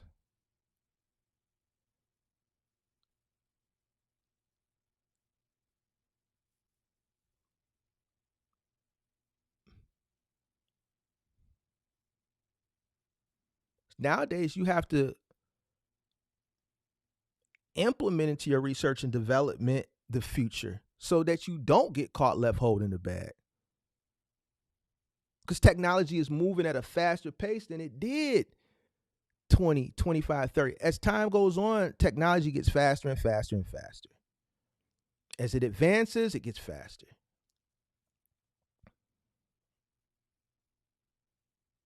But back then, because it was moving so slow, the mindset of people in those high places, it wasn't because they had been doing the same thing for decades.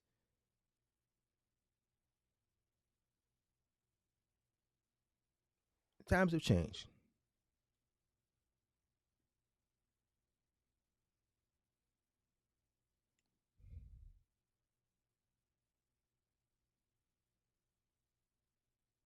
Times have changed. Hit the like button, subscribe to the channel, turn on post notifications.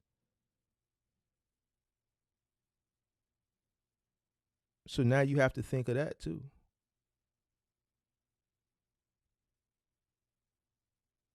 It is what it is. These is facts. So if you're thinking about becoming an entrepreneur, you gotta be honest with yourself. This is something I always tell people. You gotta be honest with yourself. You know you better than anybody.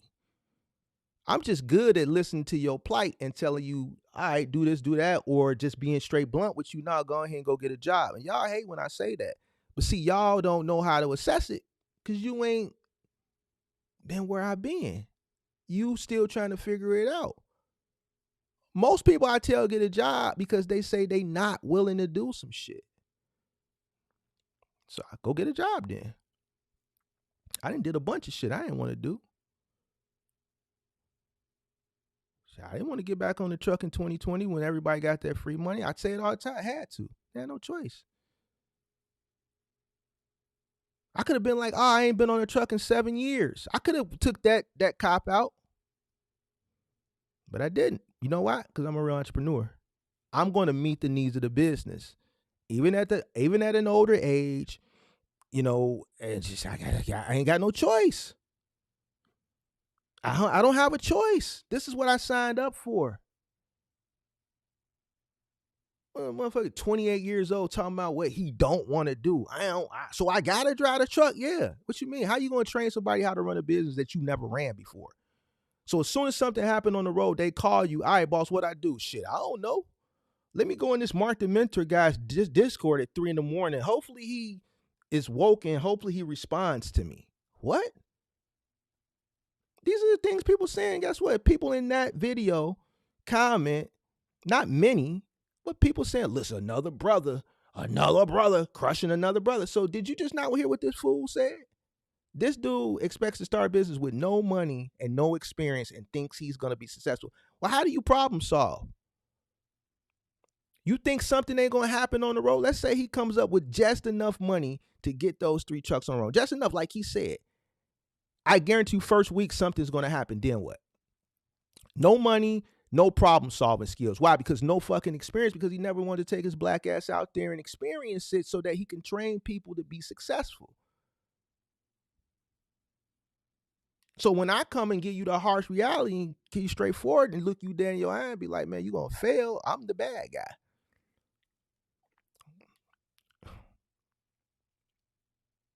And I'm not saying it, facetiously. I'm based off what you're telling me. There's merit behind everything that I'm saying. Everything that I'm saying is valid.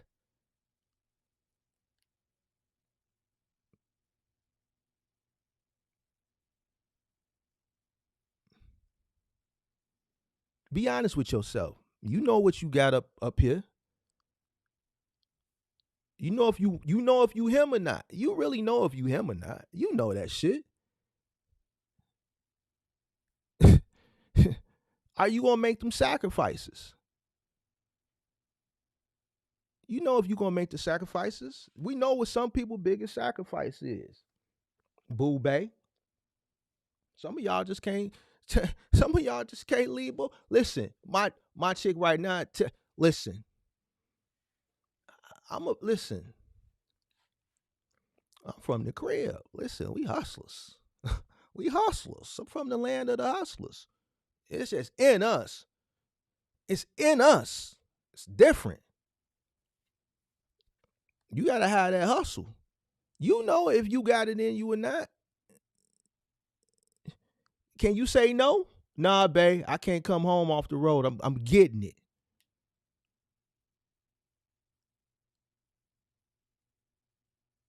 Man, how you gonna handle it when she cut that phone off on you on the weekend, big dog, and you way cross country?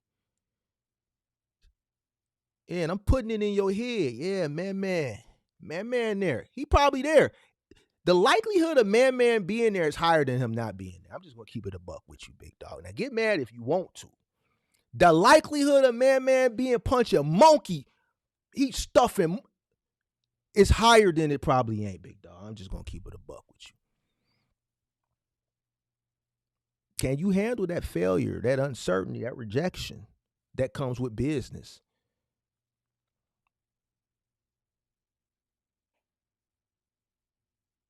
And then counter it by problem solving and correcting the issues and continuing on your path forward up and to the right.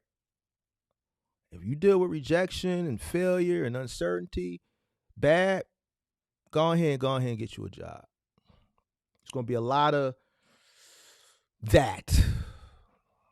All right. Are you willing to work harder than you ever worked in your life?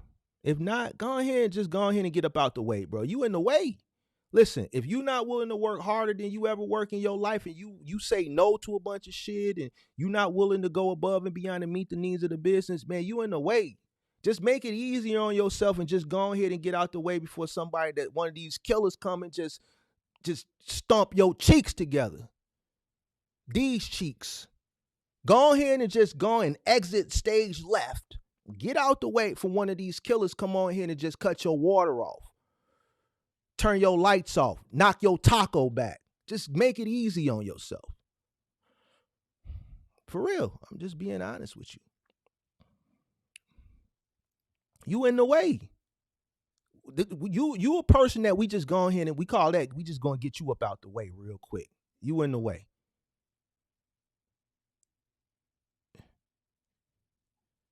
Some people like, man, what is he talking about? You in the way? Yes, you a middle American.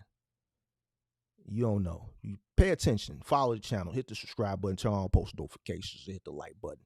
And then you're going to understand some of this language that we talking about. You in the way. How am I in the way, Mark? I'm just trying to. You in the way. Get up out the way, bro. You in the way. Make it easy on yourself. This is going to be the hardest shit you ever do.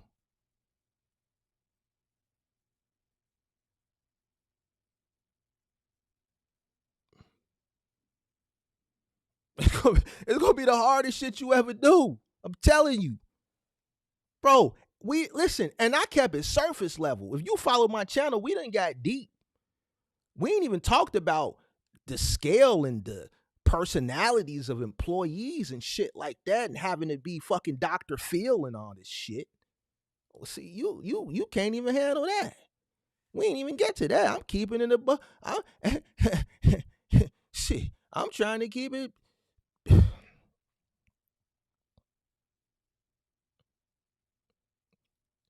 If you can survive when everyone else quits,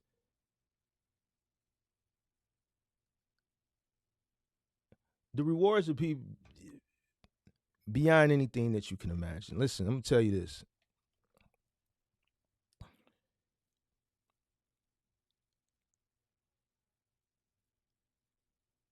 Building a business is a struggle. You're gonna go through a lot, bro.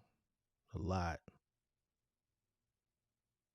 But once you get over that mountain and you see that success, and I'm telling you, it's gonna be well worth it. But in the midst of the shit, in the thick of it, when you in the trenches,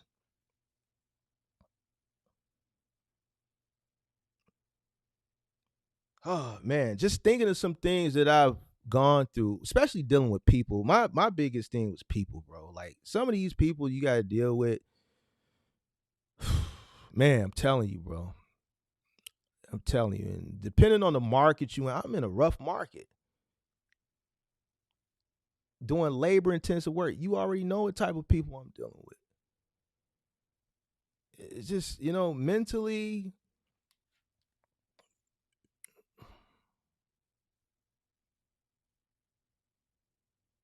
it can be frustrating. So you know yourself better than anybody. Shout out to Running Warrior. Thanks for joining. I see you. Shout out to everybody from the crib. Shout out to everybody from the crib.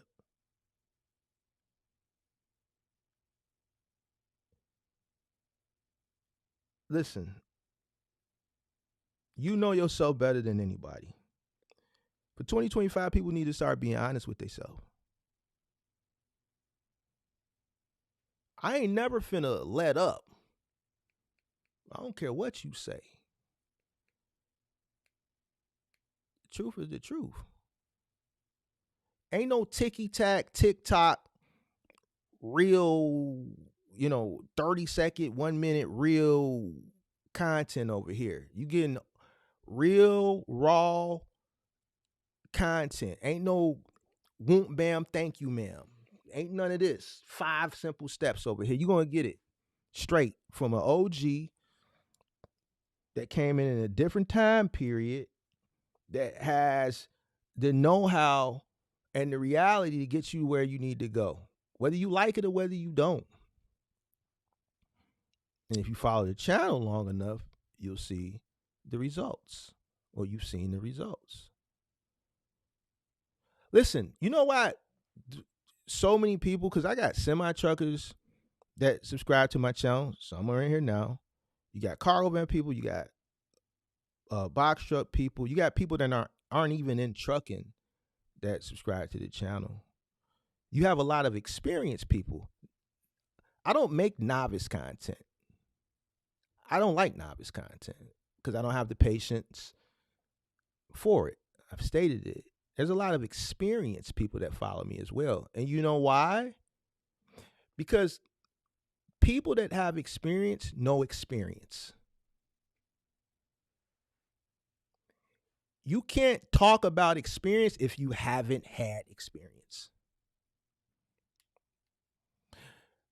Even when people challenge some of the shit that they believe on the internet, right? They fall short. Even when I say things that you may not understand, it's well thought out, and I'm purposely doing it to strike a nerve. Like what I was talking about with the whole cheap freight thing that I went on last year. A lot of people got upset. They still mad. But they missed the point.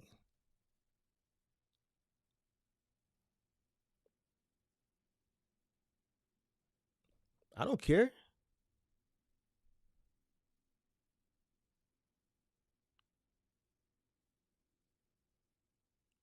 Be honest with yourself. If you're not willing to say no, potentially lose your relationship, potentially never have no free time, especially at the beginning, willing to do whatever it takes, willing to cut a person's lights off, cut their water off if they in your way. And we talking about from a business perspective. All right. We ain't talking about riding down on Buddy and them. We not talking about that. We talking about from a business perspective now. That's in your business. If you're not willing to do all that, if you're not willing to put the sacrifices in and cut back and practice delayed gratification and meet the needs of the business fully, then nah. And this could take a year, it could take 2 years, it could take 3 years, it could take 4 years till you see some type of